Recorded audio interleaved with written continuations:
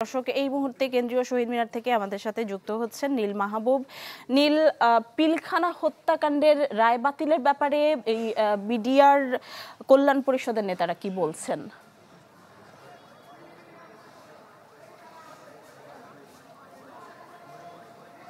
নিশি, প্রথমে বলে রাখি যে কেন্দ্রীয় শহীদ মিনার প্রাঙ্গণে আমি নেই। এই মুহূর্তে আমি আছি শাহবাগ চত্বরে, এবং শাহবাগ চত্বরে বিডিআর যে জওয়ানরা চাকরিচ্যুত আছে, যারা সারা দেশ থেকে এসেছে, এবং বিডিআর পরিবারের যে স্বজনরা আছে, তারা কিন্তু এই যে শাহবাগ থেকে টিএসসি পর্যন্ত যে পথটা আছে সেই পথটা কিন্তু ব্লক করে তারা কিন্তু বসে আছেন, এবং সকাল থেকে তাদের গণজমায়েত কিন্তু আমরা দেখেছি কেন্দ্রীয় শহীদ মিনার প্রাঙ্গণে। তারা বিভিন্ন দাবি তুলেছেন, যে দাবির মধ্যে যে যারা নিরাপরাধ সদস্য আছেন, বিডিআর সদস্য, তাদের মুক্তির দাবি তারা তুলেছেন। পাশাপাশি ক্ষতিগ্রস্ত যে পরিবার আছে তাদের ক্ষতিপূরণের দাবিও তারা তুলেছেন, এবং এর সাথে তারা বলছেন যে যারা জেলবন্দি আছেন তাদের নিঃশর্ত মুক্তি দাবি তারা তুলেছেন, এবং তারা বলছেন যে আজ থেকে 15 বছর আগে 2009 সালে বিডিআর বিদ্রোহ এবং পিলখানায় যে হত্যাকাণ্ড সংঘটিত হয়, যেখানে কিন্তু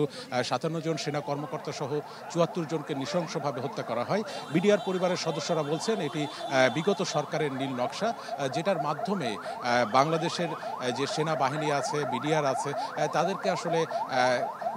দুর্বল করে দেওয়ার একটা ষড়যন্ত্র ছিল। তো তার প্রেক্ষিতেই তারা কিন্তু বিভিন্ন দাবি দাওয়া নিয়ে শহীদ মিনার প্রাঙ্গণে জড়ো হয় এবং বিক্ষোভ সমাবেশ করে, এবং সেখান থেকে অনেক দাবি তারা উত্থাপন করে, এবং তাদের 7টি দফা দাবি ছিল, এবং সেই দাবি নিয়ে কিন্তু এই যে যারা এখানে উপস্থিত তাদের সাথে কিন্তু কেন্দ্রীয় সমন্বয়ক যারা আছেন তারাও কিন্তু তাদের সাথে একাত্মতা ঘোষণা করেছেন, এবং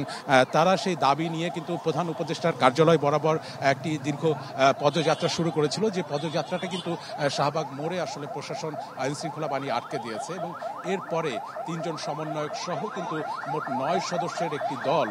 7 দফা যে দাবি, সেই দাবির স্মারকলিপি নিয়ে কিন্তু প্রধান উপদেষ্টার কার্যালয়ে গিয়েছেন, এবং এখানে বাকিরা সবাই উপস্থিত আছেন, এবং আমরাও আসলে অপেক্ষা করছি যে পরবর্তী সংবাদ থেকে কি আছে। নীল, অনেক ধন্যবাদ। নিশ্চয়ই আমরা পরবর্তীতে আবার আপনার সাথে যুক্ত হব। দর্শক দেখছিলেন পিলখানা হত্যাকাণ্ডের মূল রায় বাতিল করার পক্ষে বিডিআর কল্যাণ পরিষদের যে গণজমায়েত, সেখানকার সবশেষ খবর জানাচ্ছিলেন আমাদের সহকর্মী নীল মাহবুব।